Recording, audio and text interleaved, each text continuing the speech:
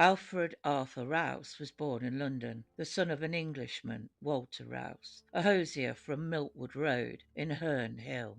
His mother, Irish by birth and reportedly an actress, left the family when he was still young, when the marriage had broken down, and Alfred, along with his two siblings, was raised by an aunt on his father's side. Possibly because of his father's work commitments and the children being so young, but it wasn't unusual back then to call on female family members for help. He attended a local council school where he is regarded as a well-behaved and reasonably intelligent child who was considered athletic and showed his enthusiasm for a number of different sports. His early working life was steady. After leaving school at 14, he started as an office boy for an estate agent. Aged 15, he looked for a more stable job at a textile manufacturing company and stayed there for some time before he joined a West End furniture manufacturer. This is possibly where he actually spends the bulk of his stable employment leading up to the war. He works at the furniture firm, refines his carpentry skills, and attends evening classes. He was a busy young man, as stated. While working days, he also attended evening classes. There he developed a strong interest in music, learning the piano, mandolin, and violin, and his voice matured into a capable baritone. This was also something that wasn't unusual for the time, and it was part of social society. The parlour piano was the centre of the domestic universe. The family would gather around the piano for almost any occasion. It was also a way to elevate your social standing, even if it was just slightly. For men like Rouse, who came from a modest background but had ambitions to move up in the world, musical literacy was a sign of respectability and refinement. He was also a committed member of the Church of England, serving as a sacristan at St Saviour's Church in Stoke Newington, a position of quiet responsibility within the community. The young Alfred Rouse met Lily Mae Watkins in 1909 at a local dance in London. He was only about 16 and she was a little bit older, around 18 or 19. Alfred was working at the textile firm and Lily was a clerk. The relationship grew over time, staying close for around 5 years. Then war came. Just 4 days after the outbreak of World War I, Rouse enlisted in the British Army. He was posted to the Queen's Regiment as a private.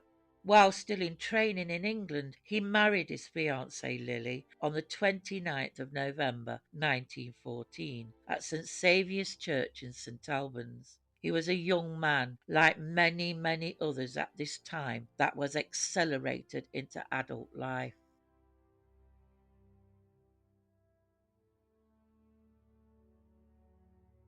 In March 1915, he was sent to France, where he allegedly had an encounter with a young woman and left her pregnant. After a short period in Paris, his unit was moved to the front, and within weeks his regiment would be thrown into one of the most brutal engagements of the war, the Battle of Festubert, a major British offensive on the Western Front during World War I.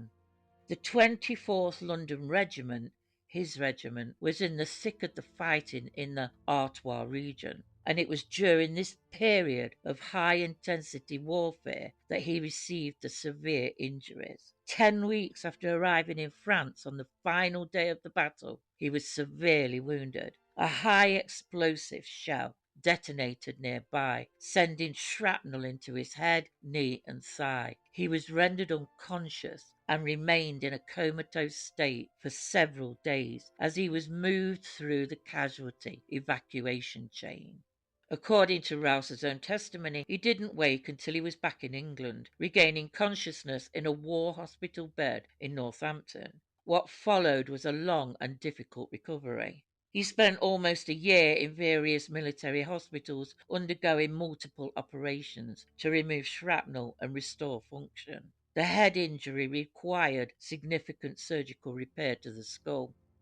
These injuries to his head and leg left lasting effects for some time, and for a period of time after the injury he was unable to bend his knee at all, leaving him with a pronounced stiff-legged limp. When he was officially discharged from the army in February 1916 with a disability pension, his ability was formally assessed as reduced by 75%. Medical records from the time paint a clear picture. The scar on his head was so sensitive he couldn't wear a hat, and his sleep was said to be disturbed at times. Over the following years, he continued to report dizziness, insomnia, and some lapses in memory, but gradually he improved. By 1919, doctors found no lasting physical damage and saw no clear physical reason for the limited movement in his knee. They concluded it was due to psychological trauma rather than physical injury. His pension was cut significantly in 1919, and after more recovery, it was stopped completely. Determined to rebuild his life, Rouse became active again, joining a tennis club and taking on physically demanding work. By the mid 1920s, he started working as a commercial traveller, a job that involved a significant amount of travelling around the country. From around 1920 onwards, Rouse began engaging in a series of affairs. He often presented himself as unmarried, using charm and fabrication to win the trust of women, often from modest, poorer backgrounds, and promises of marriage were common. There were rumours of many indiscretions on his travels while working as a travelling salesman, and women finding themselves left abandoned while pregnant by him, one being a very young Helen Campbell, a woman he met around 1924. It's known he married her bigamously at a register office. Not that she knew that at the time. And she had a child, a son, with him. It's also been said that they set up home together in Islington, London. He used his job as a travelling salesman as an excuse for being away from home so often, and it worked for him for quite a while. But eventually, Lily and Helen found out about each other, and it would appear that some sort of arrangement was made between them, and Rouse spent his time between the two homes.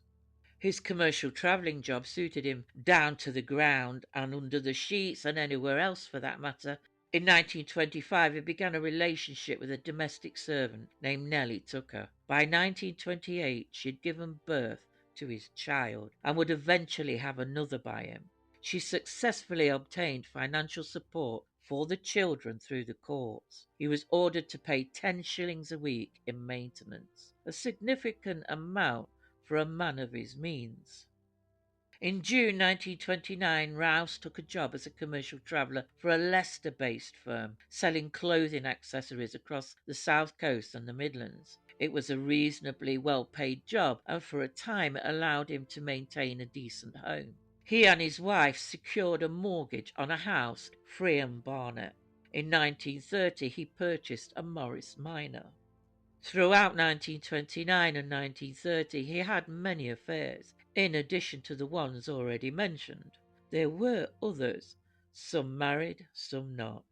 By the summer of 1930, his responsibilities were growing. His financial responsibilities were increasing. Nellie Tucker was pregnant again, and a young Welsh woman named Ivy Jenkins was also expecting his child and hoped to marry him. Rouse met Ivy in 1929 during a business trip to Glamorganshire in South Wales. She came from a respectable religious family. The father worked as a coal miner and was very protective of his daughter, a traditional man who had started to put pressure on Rouse regarding marriage. And Rouse had started to feel the pressure and knew he would never be able to keep up financially. And it was during this period that Rouse later admitted he began thinking about escape. He was going to start a new life, a new fresh start. His solution was calculated.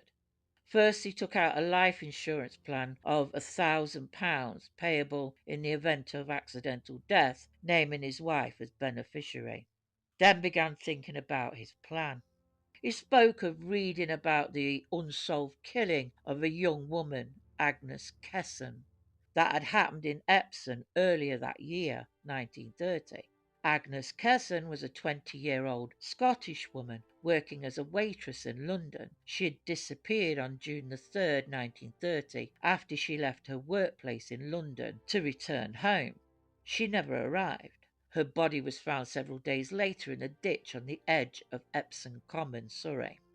During his trial and subsequent confessions, Rouse admitted he had followed the Kesson case closely in the newspapers. He drew specific, dangerous conclusions. It showed him that a murder could be committed without the killer being identified, as Kesson's killer was never caught, and it may have reinforced the idea that it was possible to carry out a killing and escape responsibility, and may have contributed to his decision to attempt to fake his own death by killing another man. So he began looking for someone with a similar build to himself, a man who he thought would not be missed. In early November 1930, the 5th to be precise, he found a man in or near a London public house. The man was down on his luck looking for work. Rouse offered him a lift to the Midlands, possibly offered work. He may have had quite a lot to drink, but this date had been chosen carefully. The night of Guy Fawkes Night, bonfire night, the 5th of November, when fires burned across the country and smoke in the distance would draw little attention. What happened next would become known as the Blazing Car Murder. In the early hours of the 6th of November 1930, just hours after the celebrations of Guy Fawkes Night, two young men, Alfred Brown and William Bailey, were walking home from a dance in Northampton towards the village of Hardingstone. When we got to Hardingstone Lane, we saw this bloke come out of the ditch. Somebody well dressed, and he got an attaching case with him. What are you into that fire over there, Alf? I think somebody's had a bonfire. He went on then toward London Road, and with that, of course, we ran up the lane. There was a slight hill and a bend. Whereas when up there started, he could see it was a car. Anyway, he couldn't get near it. It was terrific. I said, Bill, you can fetch your dad, and I'll go and fetch Harry Carpin. He was the policeman.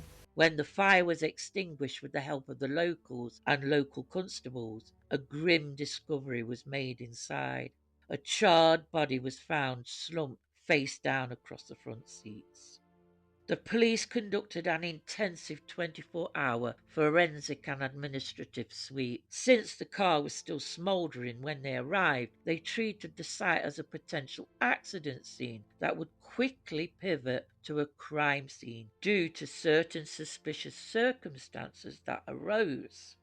The remains in the car were severely burned. One arm had been destroyed and the head was so badly damaged that at first glance it was mistaken for something else entirely.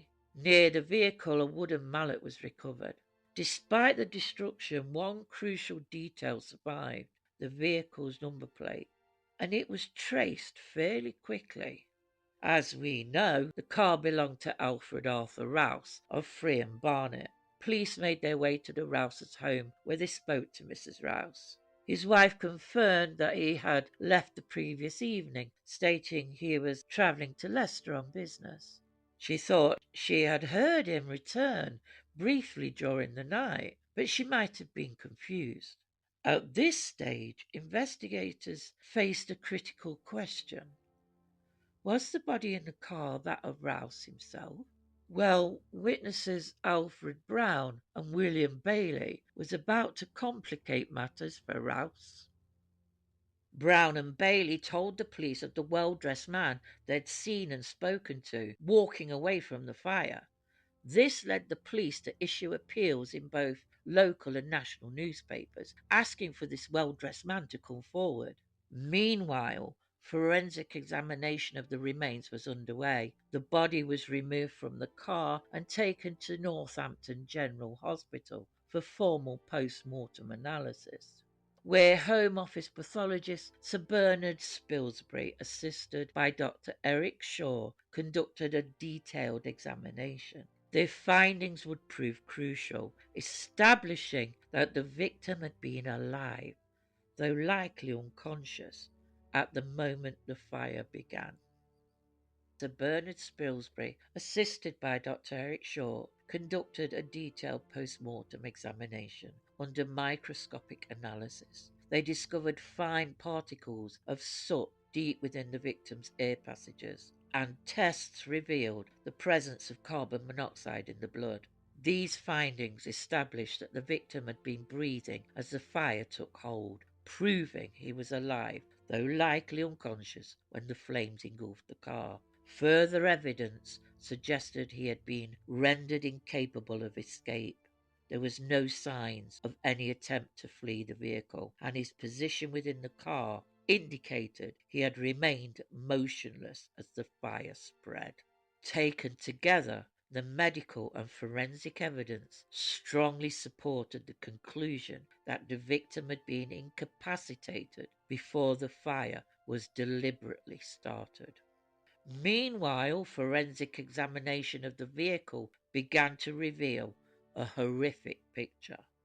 The loosened union nut. Other items were found in the car alongside the charred remains. A wallet containing around 30 shillings said to belong to Rouse, part of his attempt to make people think it was him in the car, and some fragments of burned clothing and clear signs of petrol having been deliberately spread. Colonel Buckle was the expert witness who provided the most damaging testimony at trial regarding the vehicle's mechanics. He famously testified that the nut on the petrol pipe was found to be loose by one full turn. He demonstrated to the jury that the nut could not have been loosened by the heat of the fire or the vibration of the car. He proved it had been loosened by a human hand using a tool. He explained that for the car to have burned as fiercely as it did, there had to have been a continuous gravity-fed flow of petrol, which only the loosened nut could have provided. While Buckle handled the mechanics, the chemical evidence was given by Dr. Roach Lynch of the Home Office. He carried out experiments using a similar car to observe how petrol would behave if the connection were loosened. His tests showed that petrol would leak steadily and collect over time. He concluded that the fire would not have been a sudden flash, but a sustained blaze fed by a continuous supply of fuel, contradicting the account given by Alfred Rouse, who claimed it began when a cigar was lit. With the forensic knowledge coming in and the witness statements, attention turned rapidly back to Rouse. By then he had already returned briefly to his home before travelling on to Glamorganshire, where he joined Ivy Jenkins.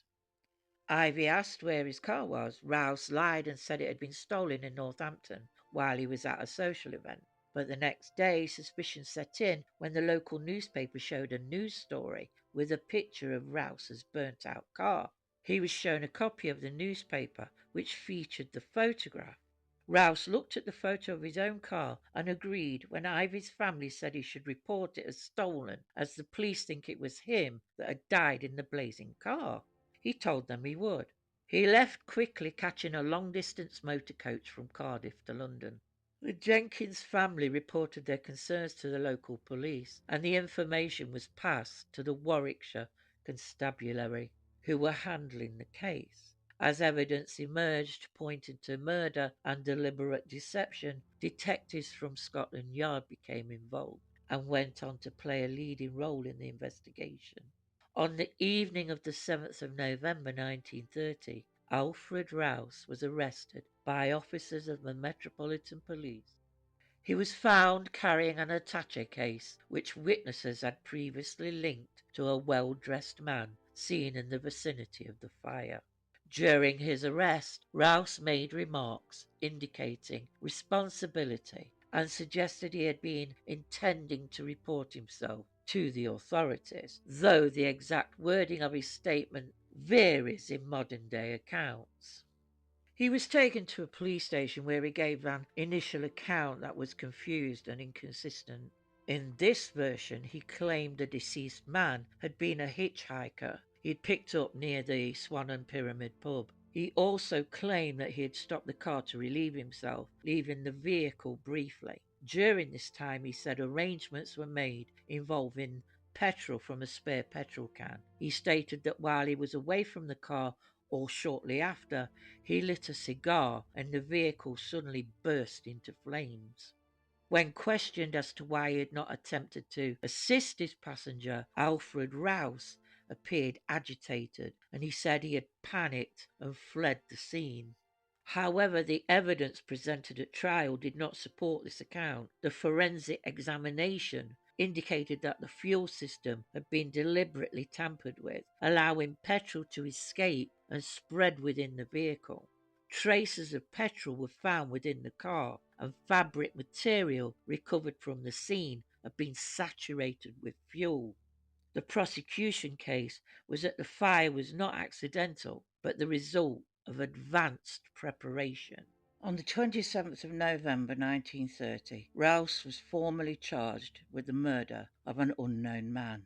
His trial began on the 26th of January 1931 at Northampton Assizes. The prosecution team for the Blazing Car murder was a powerhouse lineup of the finest legal and forensic minds in 1930s Britain. The case relied so heavily on circumstantial and scientific evidence, the Crown spared no expense in assembling a team that could turn a burnt-out car into a conviction. Mr. Norman Burkitt Casey was the lead prosecutor, and he focused primarily on the impossibility of Rouse's story. He pressed Rouse on why he didn't try to save the man. When Rouse claimed he panicked, Burkitt made a point of highlighting the casual nature of his bonfire comment to the witnesses Brown and Bailey.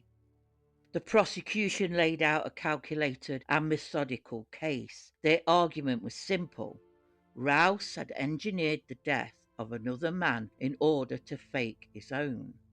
To support this, they presented the evidence not only of the crime itself, but of his wider life. Witnesses described his multiple relationships, his deceptions, his promises, and the financial obligations that followed. Several women testified, revealing a pattern of behavior that had left him under increasing pressure. Medical and forensic experts, including the prominent pathologist Sir Bernard Spilsbury, testified that the victim had been alive when the fire was set. Mechanical experts confirmed that the car had been deliberately altered to ensure the rapid spread of fire. The defense argued that the death had been accidental. They suggested that the heat from the blaze could have caused the fuel pipe to loosen, and that the victim may have inadvertently started the fire himself. The defense team, led by Donald Finnemore, made Rouse's war injuries a central pillar of their strategy. They claimed they were not looking for sympathy. They were trying to provide a medical explanation for his erratic, rambling behavior and his seemingly cold reaction at the crime scene.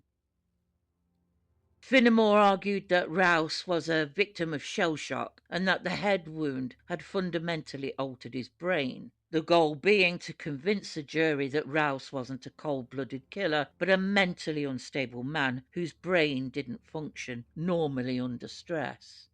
When trying to explain the bonfire comment, they argued that when Rouse saw the fire, his war trauma triggered a state of panic. They claimed he was dazed by the shock. They also argued that his physical disabilities would have made it difficult, if not impossible, for him to overpower a struggling man.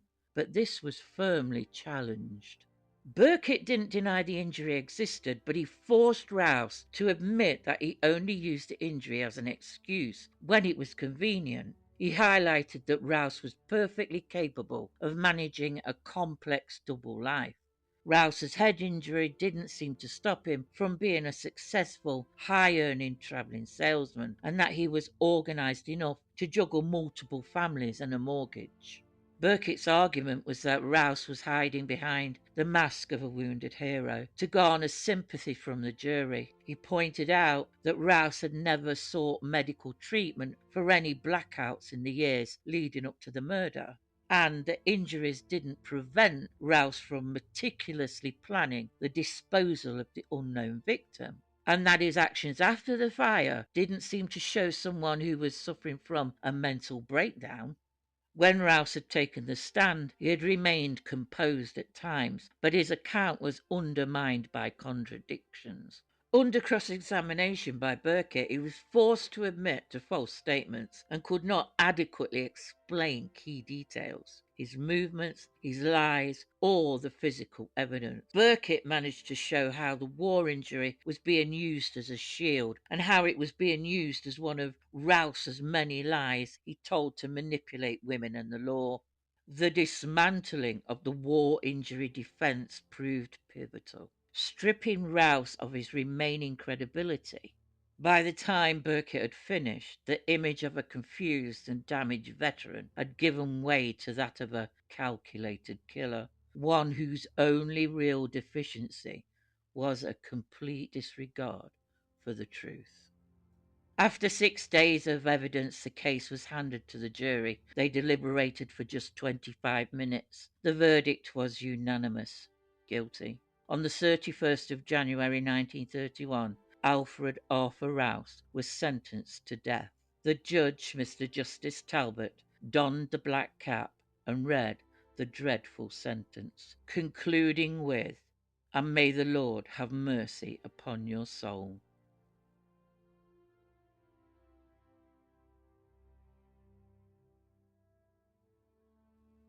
After a failed appeal, and as his execution date drew near, Alfred Rouse finally abandoned the accidental narrative and provided a sort of confession. The confession, published in the Daily Sketch shortly after his execution, laid bare the calculated nature of Alfred Rouse's plan. He admitted that he wanted to start life afresh under a new identity, believing his web of debts and relationships had made his existing life untenable. He described how he deliberately chose a vulnerable stranger, someone he believed would not be quickly missed or identified. His intention was chillingly simple. If no one came forward to claim the body, the police would assume the burnt remains in the car were his own. Rouse went on to admit that he rendered the man unconscious. He then set about staging the scene, ensuring the car would be consumed by fire. The blaze was no accident, it was carefully arranged, using petrol to guarantee that the body would be so badly burnt as to prevent identification. In doing so, Rouse hoped to erase himself entirely and begin again as another man. The timing wasn't a coincidence. He specifically chose Guy Fawkes Night, a night of bonfires and fireworks, knowing the smell of the smoke and the glow of the flames would be written off by locals as part of the celebrations. He used this to hide a brutal murder. In the days before his death, he received visits from his wife, Lily. She visited him several times during his final weeks. Despite everything, she remained loyal to him and had even attempted to provide an alibi for him. It was reported that their final meeting was very emotional. She became quite the curiosity for the tabloid press. And obviously his plan to have Lily collect the 1,000 life insurance failed completely. Lily was left with a mortgage on the Buxted Road house that she couldn't afford on her own.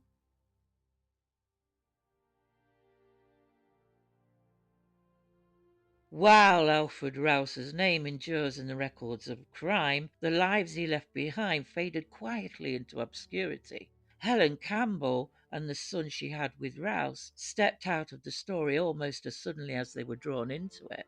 There's no clear record of where they went or how they rebuilt their lives. Perhaps that was deliberate, or just a chance for them to begin again, far away from the name that was never truly theirs to carry. Helen had also been a key witness for the prosecution during the trial, as her testimony helped establish his financial motive to disappear.